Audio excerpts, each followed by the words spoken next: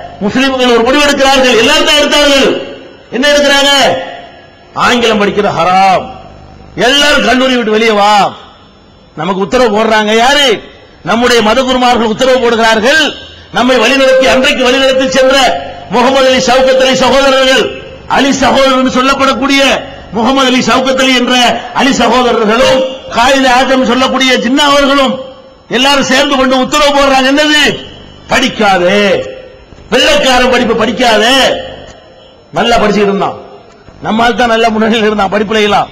அதனால சார் சையத் அகமது கான் போன்றவர்கள், அலி சகோதரர்கள், ஜின்னாவுக்கு நிகரா நீதிமன்றத்தில் வாழக்கூடிய ஒரு பாராட்டுல யாருமே இருந்ததில்லை. அப்படி எல்லாம் படித்தவர்கள் நிறைந்த ஒரு சமுதாயம் நாட்டு விடுதலைக்காக படிக்க வேண்டாம் என்று தலைவர்கள் உத்தரவு போட்ட உடனே படிப்பை பாதியில விட்டுட்டு ஓடி வந்தோம். காகிதம் இல்லத்து கூட இப்படி வந்தாளுங்க. காகிதம் இல்லத்துங்கிறம அவர் பிஏ படிப்புல சேர்ந்திருக்கிறாரு, எல்லாம் படிப்பு விட்டு வா ஹராம் உடையன்ட்டார். அதனாலதான் உன் அப்பம் படிக்கல, நீனும் படிக்கல. விளங்குதா? நம்ம ஏன் படிக்க வேண்டும் விளங்குதா? எங்க அப்பா எங்க தாப்பனார் படிச்ச என்னை படிக்க வச்சிருப்பார்ல, என்னையும் படிக்க வைக்கல. அவர் படிக்கல, அவர் ஏன் படிக்கல? தேசத்துக்கு படிக்காத, வெள்ளக்காரன் படிக்காத, வெள்ளக்காரன் படிப்பு இப்படி சொல்லிவிட்டாங்களா? 50 வருஷம் பின்னுக்கு நின்று இருக்கிறோம். 50 வருஷம் பின்தங்கி இருக்கிற காரணம் என்ன? தேசம் விடுதலை பெறுவதற்காக வேண்டி, வெள்ளையர்களை மீது வெறுப்பு உண்டாக்குவதற்காக வேண்டி நம்ம ஆங்கிலம் படிக்க வேணாம் என்று சொல்லி கல்விக்கூடங்களை உதறிவிட்டு வந்தோம். அதனுடைய வெளிப்பாடு என்ன? இன்றைக்கு அரசாங்கத்தில் ஐஏஎஸ் ஐபிஎஸ் அதிகாரிகள் எடுத்துக்கொண்டால், அரசாங்கத்தில் உத்தியோகம் பார்க்க எடுத்துக்கொண்டால் எவ்வளவு இருக்கிறீங்க? நீங்க நாட்டில் இருக்கிறது 20, நீங்க இந்தியாவில் இருக்கிறது எவ்வளவு? 110 கோடி பேர் இருந்தீர்களே, ஆனால் 22 கோடி முஸ்லீம் இருக்கிறீர்கள். இந்த நாட்டிலே உலகத்திலேயே முஸ்லீம்கள் அதிகமாக வாழ்கிற நாடு நம்முடைய இந்தியா. பாகிஸ்தானை விட முஸ்லீம்கள் இங்கே அதிகம். ஒரு காலத்தில் இந்தோனேசியா முதலிடத்தில் இருந்தது, அதையும் மிஞ்சி இன்னைக்கு இந்தியாவில் முஸ்லீம்கள் முதலிடத்தில் இருக்கிறோம். 22.5 கோடி முஸ்லீம்கள் வாழக்கூடிய இந்த நாட்டிலே 100 பேருக்கு 22 பேர் இருக்கணுமா இல்லையா? இருக்கிறீங்களா? 100 போலீஸ்காரர்கள் இருந்தால் 22 முஸ்லீம் இங்க உண்டுமா? 100 போலீஸ் எடுத்து பாருங்க, ஒரு ஸ்டேஷன்ல எத்தனை? 100க்கு 22. நீ 22 பேர் இருக்கு இல்லப்பா, 100க்கு 22 உண்டா உனக்கு? இல்ல. 100 பள்ளிக்கூடத்து வாத்தியார்கள் இருந்தால் 22 முஸ்லீம் இருக்கிறியா? 100 டாக்டர் இருந்தால் 22 முஸ்லீம் டாக்டர் இருக்கிறியா? 100 இன்ஜினியர் இருந்தால் 22 முஸ்லீம் இன்ஜினியர் இருக்கிறியா? எவ்வளவு இருக்கிற தெரியுமா? நீ எவ்வளவு இருக்கிற தெரியுமா? வெக்கி தலை குனிய வேண்டும். 2 இருக்கிற 100 போலீஸ்காரர்களுக்கு 2 என்ற கணக்கில் தான் உனக்கு இங்கே பங்கு இருக்கிறது. 100 அதிகாரிகளுக்கு 2 என்ற கணக்கில் உனக்கு பங்கு இருக்கிறது. 100 டாக்டர்களுக்கு அது ஒதுக்கீடுல வந்தது இல்ல, அவன் ஏதோ பணங்காசு உள்ளவனா இருந்திருப்பான், காசு கொடுத்து சீட்டு வாங்குவதற்கு சக்தி உள்ளவனா இருந்திருப்பான். அந்த 2 பேரும் 100க்கு 2 டாக்டர், 100க்கு 2 இன்ஜினியர், 100க்கு 2 அதிகாரி, 100க்கு 2 டிரைவர், 100க்கு 2 கான்ஸ்டபிள். இதானப்பா எங்க நிலைமை. 22% இருக்கிற ஒரு சமுதாயம் 2ல நிக்கிறதுக்கு என்ன காரணம்?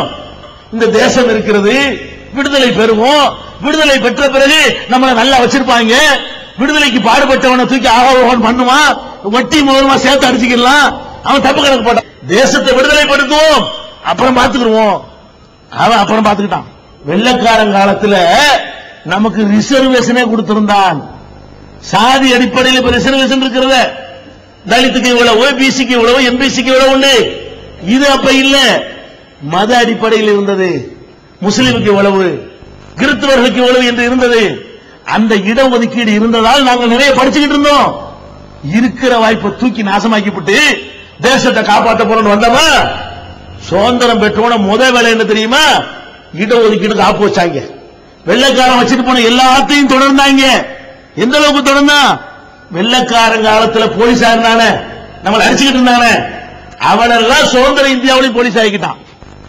அப்படி ஒப்பந்தம் இவங்க. அதனாலதான் அந்த போலீஸ் துறை எல்லாம் சீராகவே இருக்கிறது. வெள்ளைக்காரனுக்கு அடிபணிஞ்சுக்கிட்டு இருந்தவர்களுக்கு எல்லாம் வேலை கொடுத்து செஞ்சானே, நமக்கு மட்டும் என்ன பண்ணிட்டான்? உனக்கு இடஒதுக்கீடு நகின்ட்டான். இருந்த இடஒதுக்கீடு இல்லைன்னு ஆகிவிட்டாங்க. அதனாலதான் நம்ம இந்த நிலையில் இருக்கிறோம். அப்ப கல்வியில் புறக்கணிக்கப்படுகிறோம், அரசாங்க வேலை வாய்ப்பிலே புறக்கணிக்கப்படுகிறோம். இந்த நன்றி மறந்தவர்கள் அந்த தியாகத்தை மதிக்காத காரணம். இந்த நாட்டில் உனக்கு என்னடான்னு கேட்கிறாங்கன்னு பாத்துக்கிறீங்களா? உங்களுக்கு சுதந்திரத்துக்கு என்னடான்னு கேட்கறான். அவளை பார்த்து நம்மளை பார்த்து கேட்கிறான், உங்களுக்கு சுதந்திரத்துக்கு என்னடா இருக்குன்னு கேட்கிறான். அப்ப இந்த மாதிரியான எல்லா விதமான பிரச்சனைகளையும் எதிர்கொண்ட சமுதாயம் முஸ்லிம் சமுதாயம். அரசியல் அதிகாரத்தை எடுத்துக்கிறீங்க, என்ன பங்கு உங்களுக்கு? வெள்ளக்காரன நாங்களும் எத்தி பிழைத்திருந்தால் என்ன நடந்திருக்கு? இன்னைக்கு 540 பாராளுமன்ற உறுப்பினர்ல நம்ம எவ்வளவு இருக்கிறோம்? 108 இருக்கணும்ல, இருக்கிறோமா? 30 பேர் இருக்கிறோம். இதை மீட்டெடுப்பதற்காக, இந்த விடுதலைக்காக ரத்தம் சிந்திய நாம் அந்த உரிமையை வென்றெடுப்பதற்காக குடந்தையிலே, கும்பகோணத்திலே ஜனவரி 29ஆம் நாள் குழும வேண்டும். இந்த நாட்டிலே உரிமையை பெறுவதாக இருந்தால் அதிக எண்ணிக்கை எங்கே இருக்கிறது என்று பார்த்துத்தான் உரிமையை தருவார்கள். நியாயத்தை பார்க்க மாட்டார்கள். கேட்கிற எண்ணிக்கை பார்ப்போம். இவ்வளவு பெரிய கூட்டம் என்று தெரிந்தால் அன்றைக்கே உத்தரவு வரும். உன் அப்பன் பாட்டன் தேசத்துக்கு இழந்தார்களே, அந்த உரிமையை மீட்பதற்கு, உரிமை மீட்பு ஏன் வச்சிருக்க தெரியுமா? உன் அப்பனும் பாட்டனும் பெற்றிருந்த அந்த உரிமையை நாடு சுதந்திரம் அடைந்த பிறகு பறித்து விட்டார்கள். அந்த இழந்த உரிமையை மீட்பதற்காகத்தான் கும்பகோணத்திலே உரிமை மீட்பு பேரணி, ஆண்களும் பெண்களும் குழந்தைகளும் குடும்பத்தோடு 10 லட்சம் முஸ்லிம்கள் பங்கேற்கக்கூடிய பேரணியை அறிவித்திருக்கிறோம். இன்ஷா அல்லாஹ் வருவீர்களா? அஸ்ஸலாமு அலைக்கும்.